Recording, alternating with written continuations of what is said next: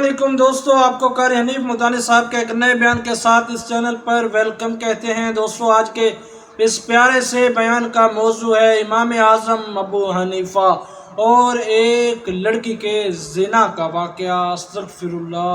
बहुत ही प्यारा बयान है, आपसे गुजारिश है इसको आखिर तक ज़रूर सुनते रहिए। जज़ाकल्लाह। चलिए बयान शुरू करते हैं। तबलीगी निसाब पढ़ने वाले लोग भी जानते हैं और अरबी पढ़ने वाले लोगों को पता है कि हज़रत अबू हुरैरा रज़ी अल्लाह तआला अन्हु का नाम अबू हुरैरा नहीं, इसका नाम अब्दुर्रहमान है। बिल्ली से बहुत प्यार करता था। बिल्ली गोद में चढ़ रही है, गर्दन पे चढ़ रही है, कांधे पे चढ़ रही है, बिल्ली से बहुत प्यार करता था। बिल्ली इससे किया करती थी। अरबी में हिर्रा कहते हैं बिल्ली को। सरकार ने जब ये बात देखी कि बिल्ली गोद में बैठी है, कंधे पे चढ़ रही है, फरमाया या अबू हुरैरा, और तू तो बिल्लियों का बाप बन गया। यानी औलाद की तरह बिल्ली तुझे लिपट रही है और तू भी इनको औलाद की तरह प्यार कर रहा है। चलो जी, उस दिन के बाद आज तक नाम ही गुम हो गया। अबू हुरैरा ही अबू हुरैरा रह गया, बिल्लियों का बाप। ये मैंने एक मिसाल के तौर पर दी कि हजरात सहाबा किराम ये सोचते थे कि जो लफ्ज यहां से निकला बस वही कामयाबी का दामिन है, और एक एक सुन्नत पे जान दिया करते थे। चुनांचे यही वजह है, हजरत शेखुल हिंद रहमतुल्लाह अलैह ने लिखा है, तवज्जो करना, काम की बात आई। हजरत शेखुल हिंद रहमतुल्लाह अलैह ने लिखा है, बात को समझना, सुन्नत के मुताबिक पखाने में जाना और सुन्नत के मुताबिक निकलना 500 नफलों से अफजल है जिनमें कोई एक आध सुन्नत छूट गई हो।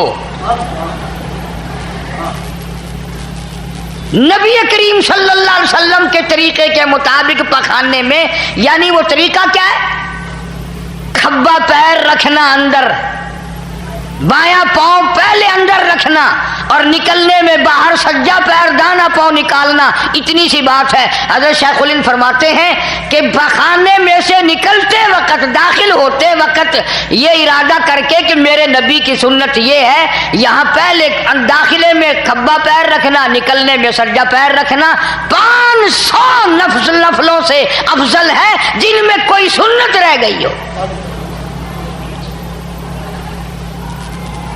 हालांकि बात तो कुछ नहीं, मतलब अपना हल होगा, पेट के अंदर से गलादत जाएगी, हवा खारिज होगी, पेशाब निकलेगा, तबीयत में सुकून आएगा, चैन आएगी, सेहत होगी, तंदुरुस्ती होगी। काम मेरा तेरा अपना बन रहा है और पैर रखने में नबी करीम सल्लल्लाहु अलैहि वसल्लम की सुन्नत का इरादा करने में 500 नफलों से ज्यादा सवाब बढ़ गया।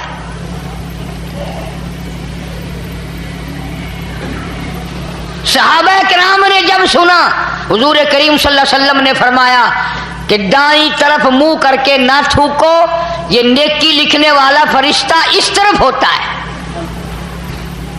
सज्जी तरफ मुंह करके ना थूको, इस तरफ नेकी लिखने वाला फरिश्ता है और वो बदी लिखने वाले फरिश्ते का सरदार है, लिहाजा उसका एहतराम करो।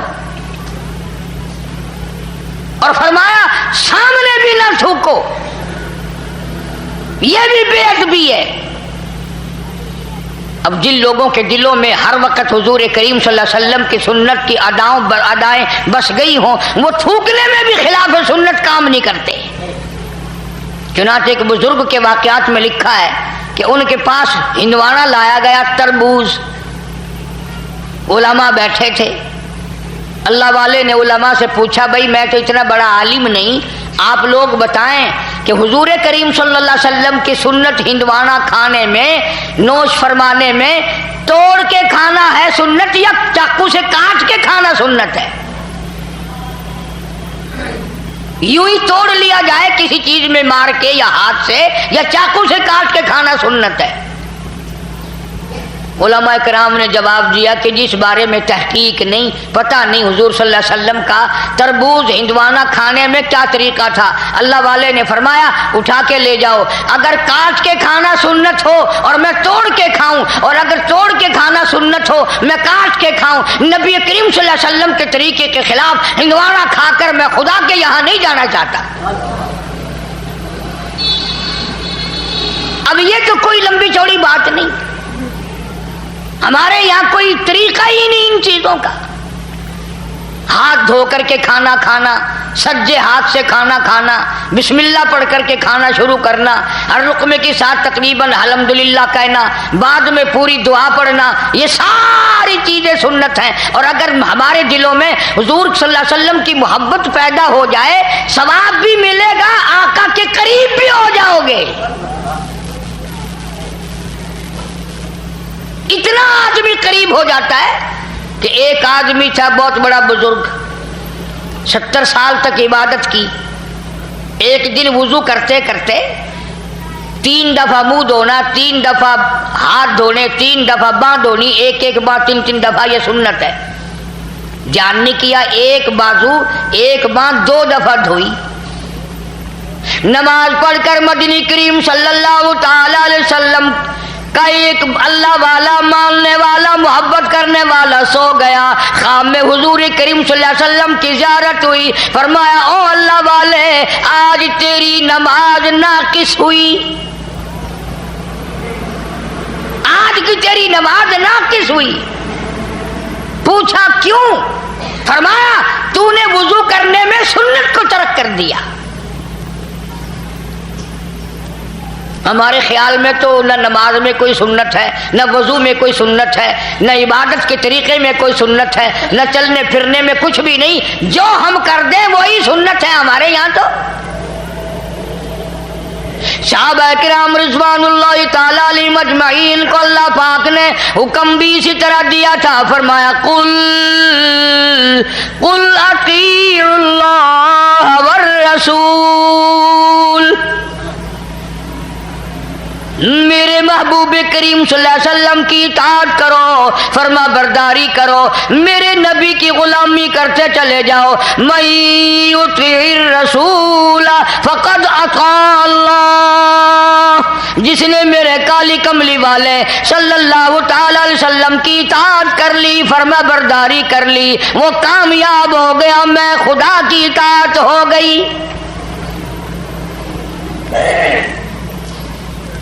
مدینہ پاک میں حضور کریم صلی اللہ تعالی علیہ وسلم تشریف فرمائے، آپ نے ایک لشکر تیار فرمایا، ایک فوج تیار فرمائی، ایک قافلہ تیار فرمایا اور اس کو جنگ کے لیے روانہ کر دیا، جہاد کے لیے روانہ کر دیا۔ خدا کی قسم وہ کتنا مقدروں والا لشکر ہوگا جس کو روانہ کرنے والے خود کالی کملی والے ہیں۔ مدینہ پاک سے 2-3 میل باہر تک حضور تشریف ساتھ لے گئے، نصیحتیں فرمائی، طریقہ کار فرمایا، سارا سمجھایا۔ اب کرنا توجہ، حضور کریم صلی اللہ تعالی علیہ وسلم نے فرمایا اس لشکر کا پہلے جھنڈا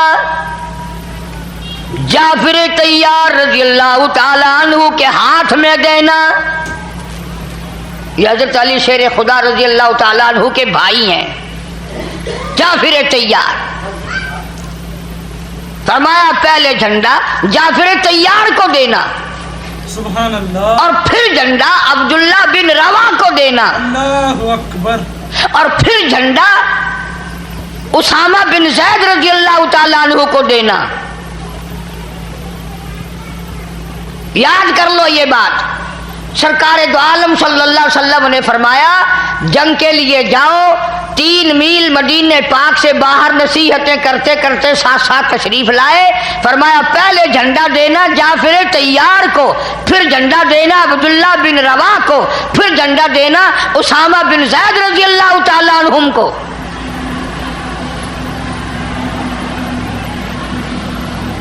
اب اندازہ یہ بھی لگاؤ کہ حضور کریم صلی اللہ علیہ وسلم کے کلام کا منشا، مطلب، غرض صحابہ سے زیادہ کون سمجھ سکتا ہے؟ صحابہ سے زیادہ حضور کے مطلب کو کون جان سکتا تھا؟ وہ شاگرد ہیں براہ راست محمد عربی صلی اللہ علیہ وسلم کے۔ صحابہ سمجھ گئے کہ پہلے جھنڈا جعفر طیار کو ملے گا، وہ شہید ہو جائے گا، پھر جھنڈا عبداللہ بن روا کو ملے گا، وہ بھی شہید ہوگا اس جنگ میں، پھر جھنڈا اسامہ بن زید کو ملے گا اور وہ بچ جائے گا۔ یعنی آپ کے کلام میں سے جو تبدیلی آئی کہ پہلا فلاں، پھر دوسرا، پھر تیسرا، صحابہ نے صاف صاف مطلب سمجھ لیا کہ یہ دونوں صحابی اس جنگ میں شہید ہوں گے۔ کیوں؟ یہ نقطہ بھی سمجھ لو۔ یعنی حضور کریم صلی اللہ علیہ وسلم کو اپنے غلاموں پہ اتنا پکا یقین ہے کہ زندگی میں تو جھنڈا انہوں نے چھوڑنا ہی نہیں۔ حضور کا دیوانہ زندہ ہو اور اسلام کا جھنڈا گر جائے، بالکل ایسا نہیں ہو سکتا۔ اسی لیے تو فرمایا پھر اس کو دینا، پھر اس کو دینا، پھر اس کو دینا۔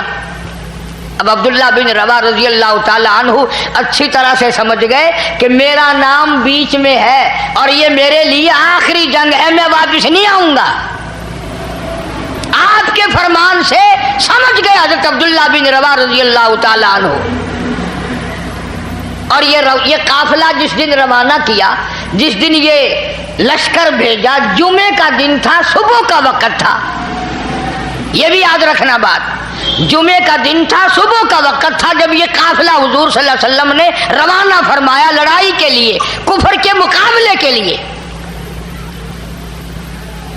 اب حضرت عبداللہ بن رواحہ رضی اللہ تعالی عنہ حضور سے تو رخصت ہو گئے، پھر دل میں ایک بات آئی کہ میرا یہ آخری جنگ ہے، آخری جہاد ہے، آخری لڑائی ہے، میں واپس تو آؤں گا نہیں۔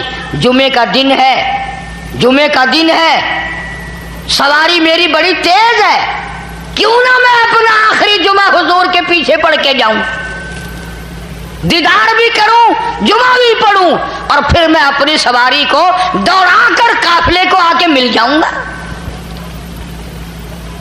اب آپ لوگ ایمانداری سے بتائیں اور سوچیں، اس میں صحابی کی بزدلی نہیں، گھبرانا نہیں، بھاگنا نہیں، لالچ نہیں، طمع نہیں، کوئی غرض نہیں، دنیا مقصد نہیں، کوئی اور دھندا نہیں، عشق کی بات ہے نا کہ میں اپنے آقا کا اور دیدار کروں، اور ایک جمعہ آخری جمعہ ہے، میں حضور کریم صلی اللہ علیہ وسلم کے پیچھے اپنا آخری جمعہ پڑھ کے جاؤں۔ اگر کسی طریقے سے ہم میں سے کسی کو پتہ چل جائے کہ میری موت ہفتے کو آنی ہے، تو پتہ ہے جمعہ کوشش کریں گے جمعہ مکے میں جا کے پڑھنے کی، کہ آخری ہفتے کو تو انشاءاللہ روانہ ہو ہی جانا ہے، پھر جمعہ بھی کعبے میں ہونا چاہیے۔ ہر آدمی کوشش کرے گا، اور یہ تو صحابی ہے۔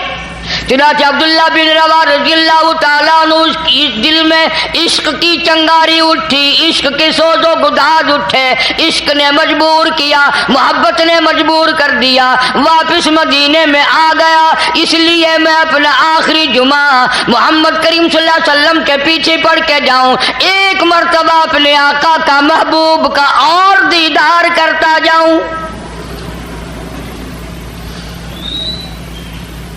مدینے میں آ گیا، گھر نہیں گیا، بیوی بچوں کے پاس نہیں گیا، کچھ اور کہنے، کچھ سمجھانے، کچھ نصیحت کرنے، یقین، بلکہ یقین جب ہو گیا کہ بھی میں واپس نہیں آؤں گا، گھر جانا چاہیے تھا کہ بھائی خیال کرنا، صبر کرنا، میری واپسی نہیں ہے۔ بیوی کو بتاتے بچوں کا یوں کرنا، لڑکی کا یوں کرنا، لڑکے کا یوں کرنا، کاروبار اور باغ کو یوں کرنا، بالکل گھر نہیں گئے صحابی، مسجد نبوی میں آیا ہے۔ اور نماز جمعہ کے بعد محمد کریم صلی اللہ تعالی علیہ وسلم کی عبداللہ بن رواحہ پہ نظر پڑ گئی، نگاہ پڑ گئی۔ خود صحابی کہتا ہے حضور کریم صلی اللہ علیہ وسلم مجھ سے اتنے ناراض ہوئے، اتنے خفا ہوئے، اتنے غصے میں آئے، ساری زندگی میں صحابی کہتا ہے میں نے حضور کو اتنا غصے میں کبھی نہیں دیکھا۔ چہرہ انور سرخ ہو گیا اور غصے میں آ کر، جلال میں آ کر فرمایا عبداللہ میں نے تجھے صبح روانہ کر دیا تھا، تو جہاد فی سبیل اللہ کے لیے نکل چکا تھا، اللہ کی راہ میں تو نکل چکا تھا، تو لشکر کے ساتھ چلا گیا تھا، میں نے جھنڈے کے بارے میں بھی فرما دیا تھا، تو یہاں کیسے؟ کہتا ہے آقا اور غرض کوئی نہیں اور تمنا کوئی نہیں، بیوی بچوں میں نہ گیا ہوں نہ میں نے جانا ہے، ہے، نہ کسی یار دوست سے ملنا ہے، نہ اور کوئی کام کرنا ہے۔ آخری جمعہ میں آپ کے کلام سے سمجھ گیا تھا میرا آخری جنگ ہے، آخری جہاد ہے۔ میں آپ کے ارشاد سے سمجھ گیا، میں نے سوچا آخری جمعہ حضور کے ساتھ پڑھ کے جاؤں صلی اللہ علیہ وسلم اور دیدار کر لوں۔ میری سواری بڑی تیز ہے، میں اپنے ساتھیوں سے شام سے پہلے جا ملوں گا،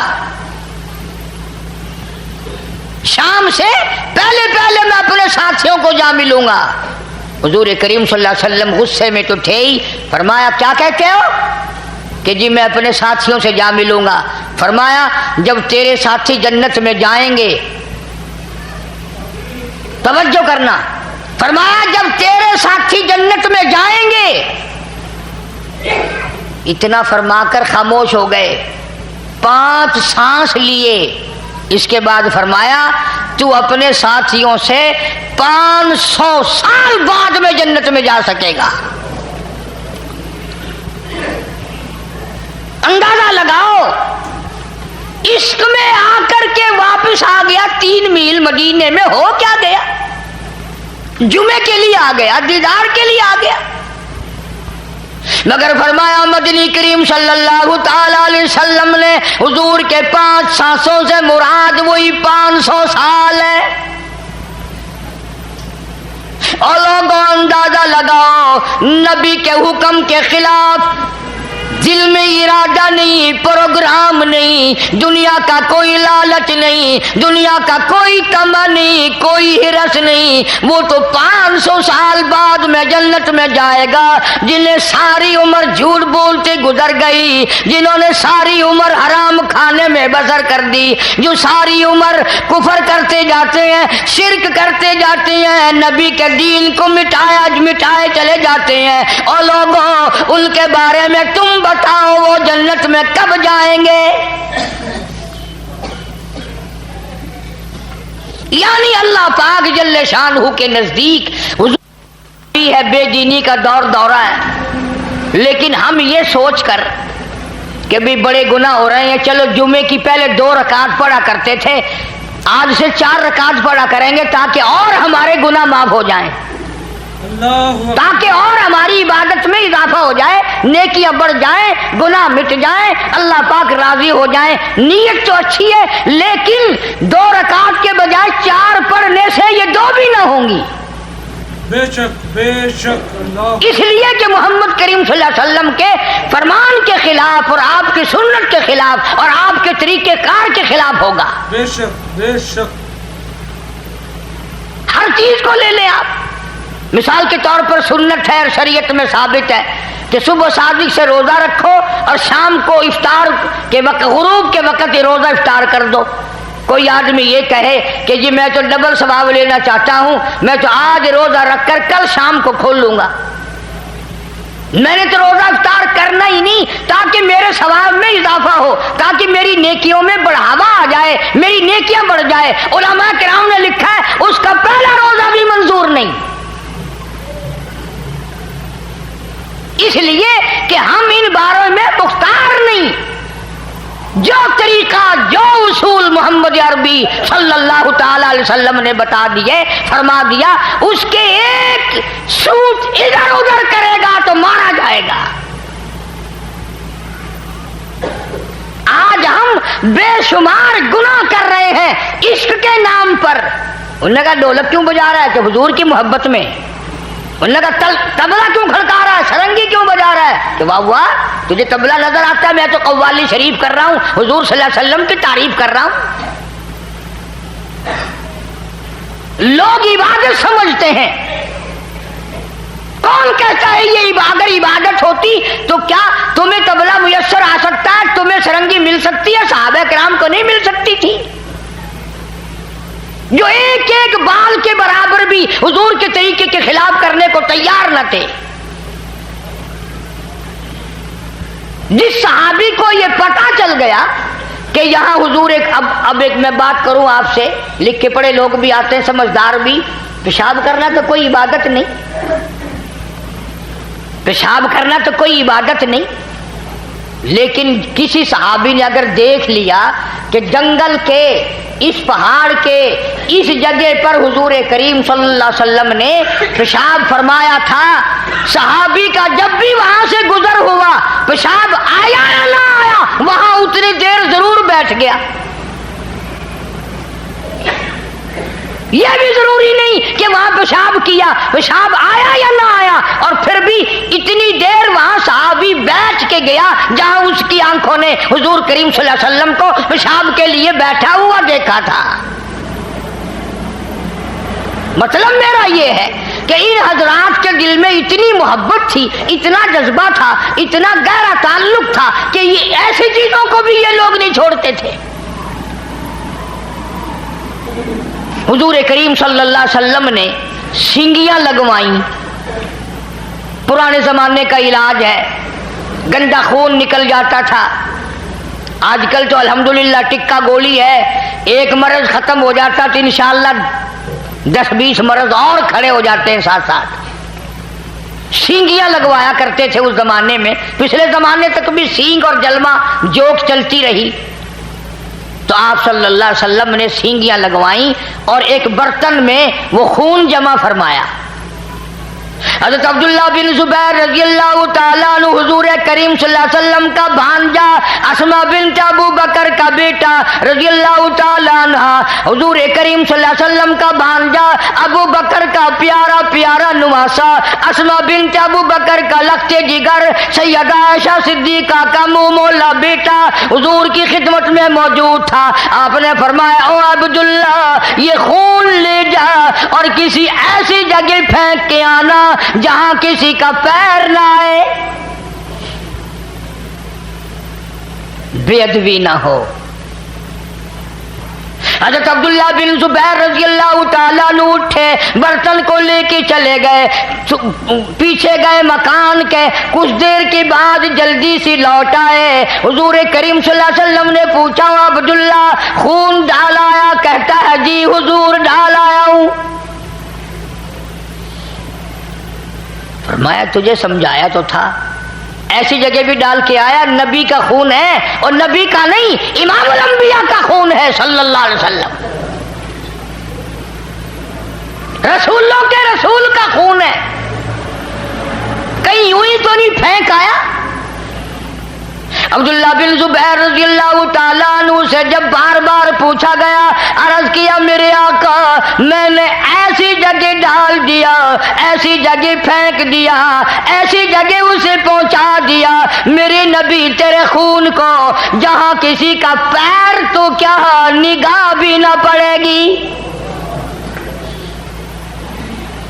نظر بھی نہیں پڑے گی. میں نے ایسی جگہ اس خون کو ڈال دیا.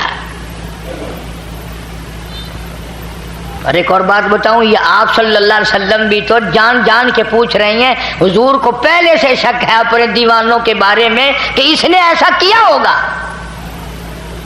اپنے پروانوں کو حضور جانتے تھے. فرمایا عبداللہ کدھر کیا بتاتا کیوں نہیں؟ عرض کیا میرے آقا میں نے بڑا سوچا، امام الانبیاء کا لہو کالی کملی والے کا خون ہو میں زمین پہ کیسے پھینک دوں، میں نے تو پی لیا.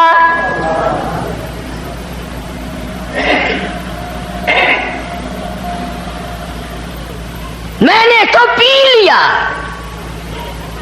میرے پاس وہ جگر نہ تھا، میرے پاس وہ دل نہ تھا جس دل سے میں آپ کا لہو زمین پہ پھینک دیتا. میں نے تو چپکے سے مکان کے پیچھے کھڑا ہو کر پی لیا. فرمایا عبداللہ جا 7 پشتوں پہ دوزخ حرام ہو گئی.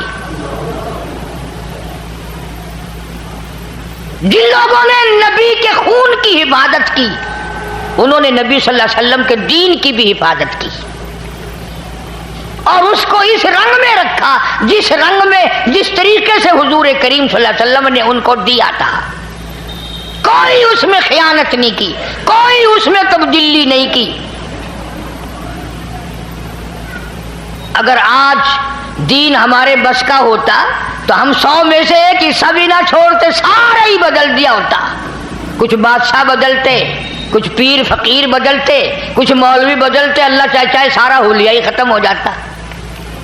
اس لیے فرمایا قل ان کنتم تحبون اللہ،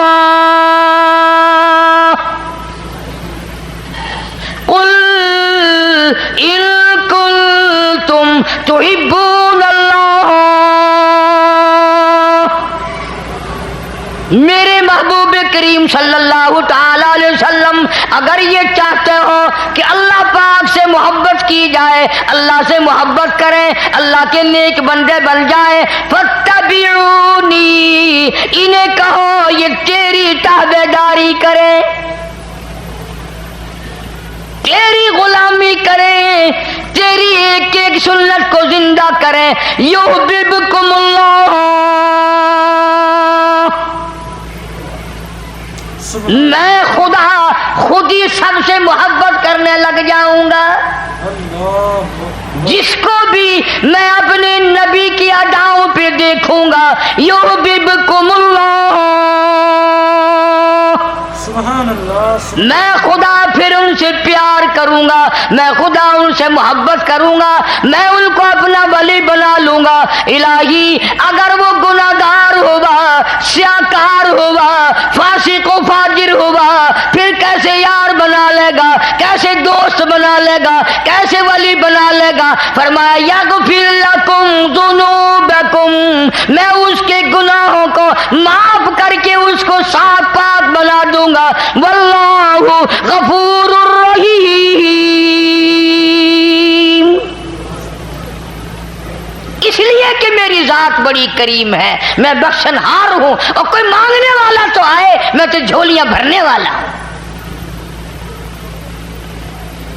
ایک ایک سنت کی برکت اللہ والوں سے پوچھو کہ انہوں نے ان میں کتنی لذت پائی، کتنی حلاوت پائی، کتنا مٹھاس پایا، کس قدر اللہ پاک نے دنیا ہی میں ایمان کے مزے چکھائے، دنیا میں ہی۔ امام اعظم امام ابو حنیفہ رحمۃ اللہ علیہ نہر کی پٹڑی جا رہے ہیں، ایک نوجوان نہر میں غسل کر رہا ہے، نہا رہا ہے۔ اب بتاؤ کیسے پتہ چلتا ہے؟ امام اعظم امام ابو حنیفہ رحمۃ اللہ علیہ نے اس نوجوان سے فرمایا اتق اللہ، ڈر اللہ سے، اتق اللہ، اللہ سے ڈر جا۔ وہ امام صاحب کو بیچارہ پہچانتا نہ تھا، کہنے لگا کیوں جی کی گل ہے، کیا بات ہے؟ فرمایا تو میرے سے حجت نہ کر، یہ جو تیرے جسم سے لگ لگ کر پانی بہ رہا ہے، اس پانی میں سے زنا کے گناہ کی بدبو آ رہی ہے، تو بدکاری کر کے آیا، بدماشی کر کے آیا، اور اس نہر میں غسل کر رہا ہے، اس نہر کے پانی میں سے زنا کے گناہ کی بدبو آ رہی ہے۔ دنیا ہی میں اللہ پاک لذتیں بتا دیتا ہے۔ ایک آدمی غسل خانے میں نہا رہا ہے، امام ابو حنیفہ رحمۃ اللہ علیہ باہر بیٹھ کر وضو فرما رہے ہیں، غسل خانے کا پانی بھی قریب سے گزر رہا ہے۔ جب باہر نکلا فرمایا اتق اللہ، ڈر جا۔ اس نے کہا کیا بات ہے؟ فرمایا تو اپنی ماں کو گالیاں دے کر آیا ہے۔ انہوں نے کہا جی آپ کو کیسے پتا؟ آپ ہمارے گھر کے پاس تو رہتے نہیں۔ فرمایا یہ جو پانی بہ رہا ہے نا، یہ جو پانی جا رہا ہے، اس پانی میں سے بدبو آ رہی ہے ماں باپ کی بے ادبی کے گناہ کرنے کی۔ اب چونکہ ہمارے دماغ تو لڑاکا ہے نا، آج کل لڑاکا بنے ہوئے، کئی لوگ سوچ رہے ہوں گے اچھا امام ابو حنیفہ کو علم غیب تھا، نبی کو علم غیب مانتے نہیں، امام ابو حنیفہ کو علم غیب مان لیا، کیونکہ بات کی تہ تک تو جانا نہیں، ہم نے تو ہر چیز کو ہتھیار بنانا ہے۔ فرمایا من عمل صالحا من ذکر او انثى وهو مؤمن فلنحيينه حياة طيبة ولنجزينهم اجرهم باحسن ما كانوا يعملون۔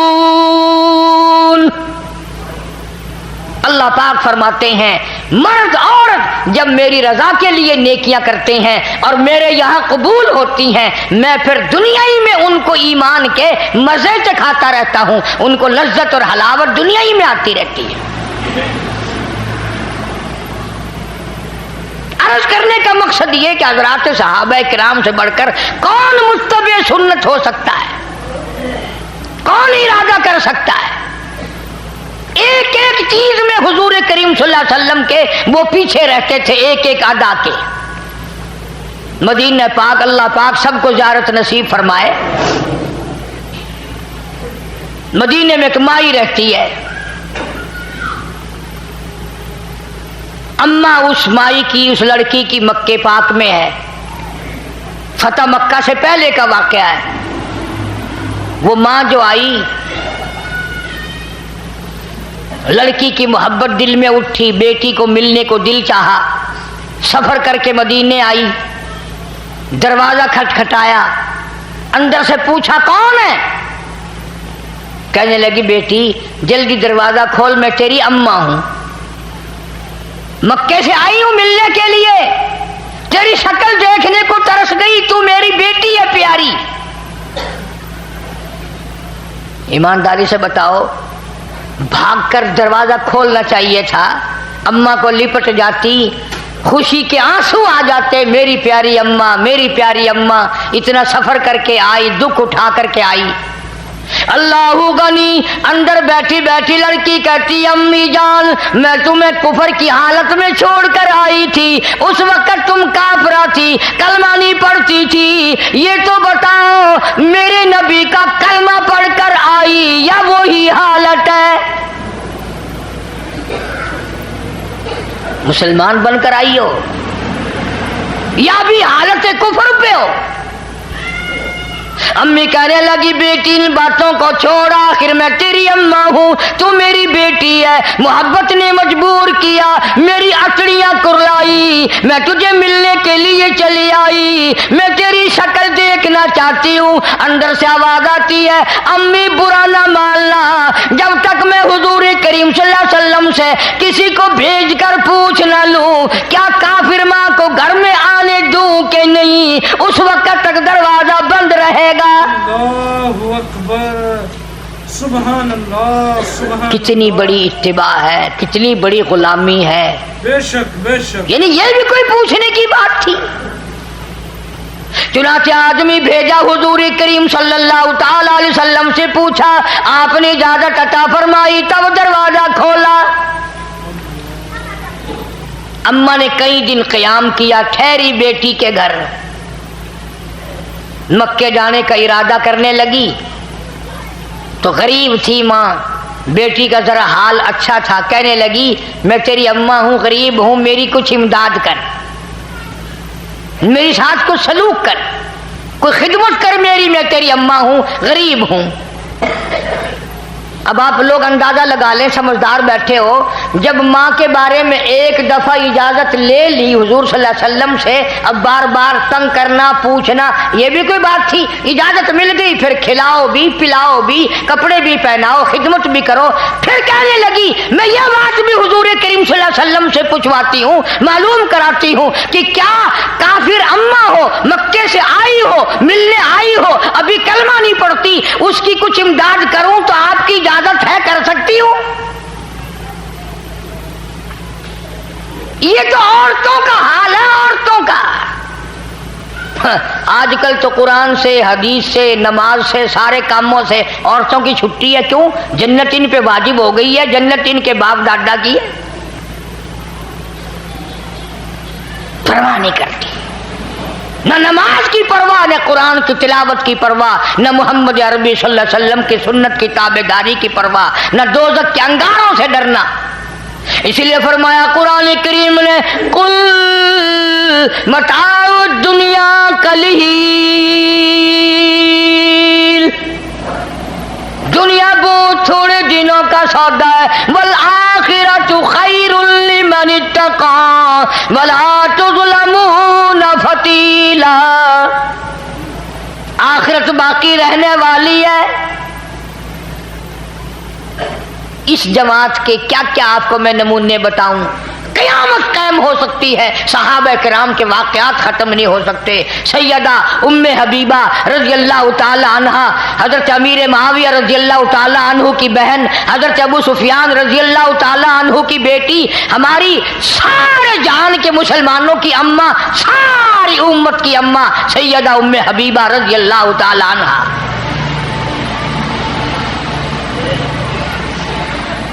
اور ایک اور بات بتاؤں، جس مائی کا میں ذکر خیر کرنے لگا ہوں، آپ صلی اللہ علیہ وسلم کے 11 نکاح ہوئے، آپ کی 11 شادیاں ہوئیں، سب سے زیادہ حق مہر اس ام حبیبہ کا مقرر ہوا 1000 دینار۔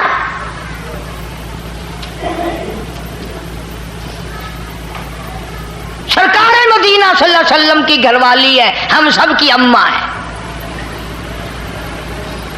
مدینہ پاک میں ہے ابو سفیان رضی اللہ تعالیٰ عنہ، جو اس وقت مسلمان نہیں تھا، بیٹی مسلمان بن گئی، حضور کے گھر میں پہنچ گئی۔ ابو سفیان کا دل چاہا کہ بیٹی سے مل کے آؤں مدینے میں، اجازت لے کر، جیسے آج کل ویزے ہیں ہمارے یہاں، اجازت لے کر مدینہ پاک میں آیا۔ اللہ سب کو زیارت نصیب فرمائے۔ اگر اگلی دعا میں کر دوں گا تو شاید تمہیں بری لگے کہ جا مدینے جائے شالا مڑ کے نہ آئے، وہیں مر جائے۔ یہ دعا تو مانگا کرو ہر وقت، اللہ مدینے کا دفن عطا فرمائے۔ وہ تو ایک ہی اللہ والا تھا جو ہر نماز کے بعد یہ دعا کرتا تھا، اللہم ارزقنا شہادۃ فی سبیلک۔ جناب فاروق اعظم رضی اللہ تعالیٰ عنہ ہر وقت دعا کرتا ہے، الہی تیری راہ میں اپنے نام پہ شہادت کی موت عطا فرما، وجعل موتنا فی بلد محمد صلی اللہ علیہ وسلم۔ اور میرے اللہ آقا کے شہر کا دفن عطا فرما، مدینے کا دفن عطا فرما۔ ابو سفیان رضی اللہ تعالیٰ عنہ جو اس وقت مسلمان نہیں تھے، بیٹی سے ملنے آئے، دروازہ کھٹکھٹایا، پوچھا کون ہے؟ ام حبیبہ میں تیرا ابا ہوں، ابو سفیان ہوں، مکے سے آیا ہوں۔ دروازہ کھول دیا۔ یہ بوری اور پٹسن کی جو ٹاٹ بنتی ہے، اس ٹاٹ کا حضور کریم صلی اللہ علیہ وسلم کا بستر مبارک ہے۔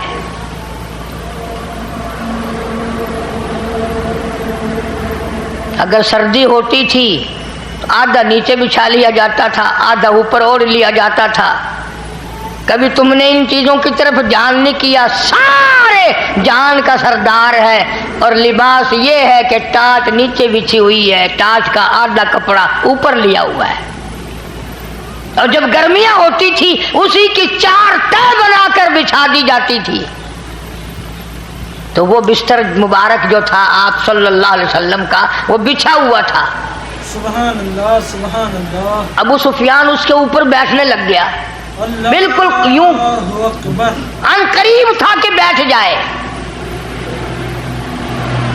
سیدہ ام حبیبہ رضی اللہ تعالیٰ عنہ نے دور سے شور مچا دیا، ہاں ہاں ہاں ہاں، نہیں نہیں نہیں نہیں، نہ۔ ابو سفیان رک گیا، انہوں نے کہا کیا ہے؟ نہ بیٹھنا ابا جی۔ کہ بہت اچھا۔ آئی اور وہ ٹاٹ کا بنا ہوا بستر اٹھایا اور طے کر کے ایک طرف رکھ دیا۔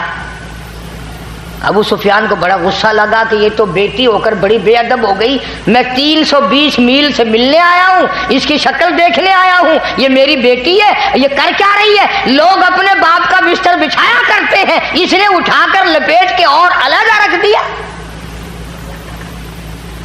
مکے کا آخر سردار تھا، ابو جہل بھی اس کو سردار مانتا تھا، بہت بڑا سردار تھا ابو سفیان اللہ اکبر رضی اللہ تعالیٰ عنہ۔ کہنے لگا بیٹی بے ادب ہو گئی ہو، گستاخ ہو گئی ہو، ابا کے لیے بستر بچھایا نہیں، اور بچھا ہوا بھی جو تھا وہ بھی اٹھا دیا۔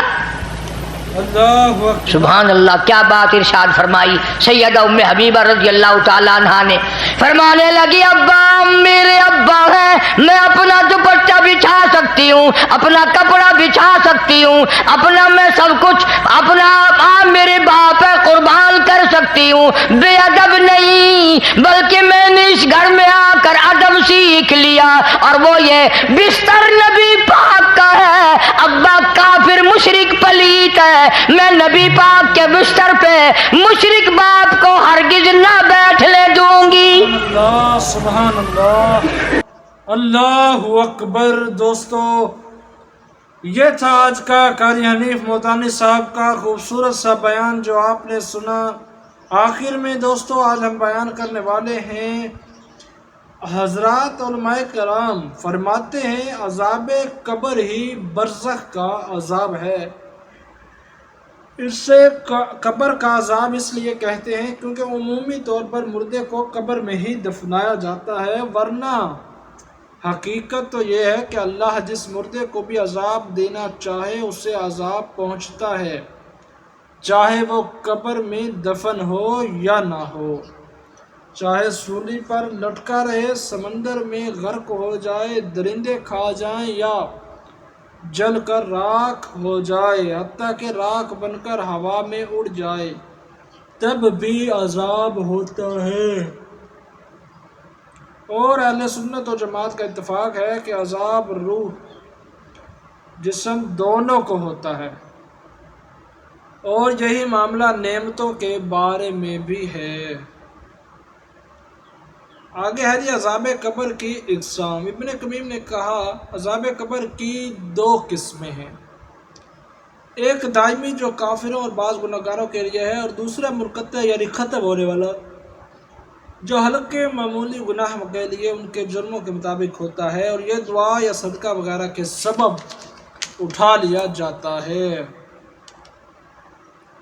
حضرت سیدنا امام یافی اپنی کتاب رود الریاحین میں فرماتے ہیں ہمیں یہ بات پہنچی ہے کہ شب جمعہ کی عظمت و شرافت کے پیش نظر اس رات مردوں کو عذاب نہیں دیا جاتا، لیکن یہ بات کافروں کے لیے نہیں بلکہ گناہگار مسلمانوں کے لیے ہے۔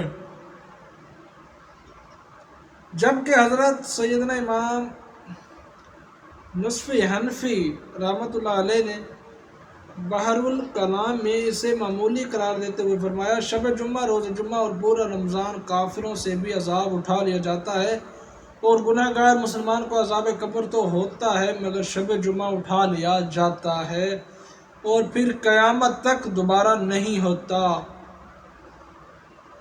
اور اگر کوئی گناہ گار مسلمان جمعے کی رات یا دن میں مر جائے تو اسے فقط ایک ساتھ عذاب ہوتا ہے، اور قبر بھی ایک لمحہ ہی دباتی ہے، پھر قیامت تک عذاب اٹھا لیا جاتا ہے۔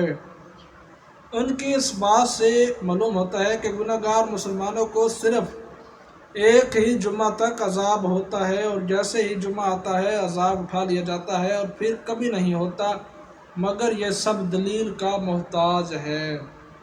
اللہ اکبر۔ ابن قیم نے حضرت سیدنا قاضی ابو یعلا کے حوالے سے نقل کیا کہ عذاب قبر منقطع ہونا لازمی ہے کیونکہ یہ دنیاوی عذاب ہے، اور دنیا اور جو کچھ اس میں ہے سب منقطع یعنی ختم ہونے والا ہے۔ نتیجہ یہ ایک نکلا کہ مردوں کو بلاور آزمائش میں ڈالا جاتا ہے، لیکن اس کے منقطع ہونے کی مدت معلوم نہیں ہے۔ حضرت سیدنا امام جلال الدین سیوطی شافعی فرماتے ہیں میں کہتا ہوں کہ اس کی تائید اس روایت سے ہوتی ہے جو حضرت سیدنا حناد بن سری نے اپنی کتاب الزاہد میں حضرت سیدنا مجاہد رحمۃ اللہ علیہ سے نقل کی ہے کہ کفار کو ایسی اونگ آئے گی جس میں وہ قیامت تک نیند کی کیفیت پائیں گے، اور جب مردوں کو ندا دی جائے گی تو کفار کہیں گے یعنی ہائے ہماری خرابی، کس نے ہمیں سوتے سے جگا دیا، اور کافر کے قریب موجود مومن کہے گا ھذا ما وعد الرحمن وصدق المرسلون، یعنی یہ ہے وہ جس کا رحمان نے وعدہ دیا تھا اور رسولوں نے حق فرمایا۔ ابن قیم نے الوداع میں ذکر کیا کہ لوگوں کی ایک جماعت کا کہنا ہے جب کوئی نصرانیہ مر جائے اور اس کے پیٹ میں مسلمان کا بچہ ہو تو اس پہ قبر میں بیک وقت عذاب اور نعمت نازل ہوتے ہیں، عذاب ماں کے لیے اور نعمت بچے کے لیے، اور یہ کوئی بعید بھی نہیں، کیونکہ ایک ہی قبر میں مومن و کافر جمع کر لیے جائیں تو اس قبر میں نعمت اور عذاب دونوں جمع ہوتے ہیں۔ اللہ اکبر، دیکھیے میرے اللہ کے شان۔ دوستو خیر، یہ تھا آج کا پیارا سا بیان جو آپ نے سنا۔ آخر میں آپ سے گزارش ہے، چینل پر اگر آپ فرسٹ ٹائم آئے ہیں تو چینل کو ضرور سبسکرائب کرتے جائیے تاکہ اسی طرح قاری حنیف ملتانی صاحب کے بیان آپ تک پہنچتے رہیں۔ جزاک اللہ، ہم پھر سے ملیں گے انشاءاللہ ایک نئے بیان کے ساتھ۔ اللہ حافظ۔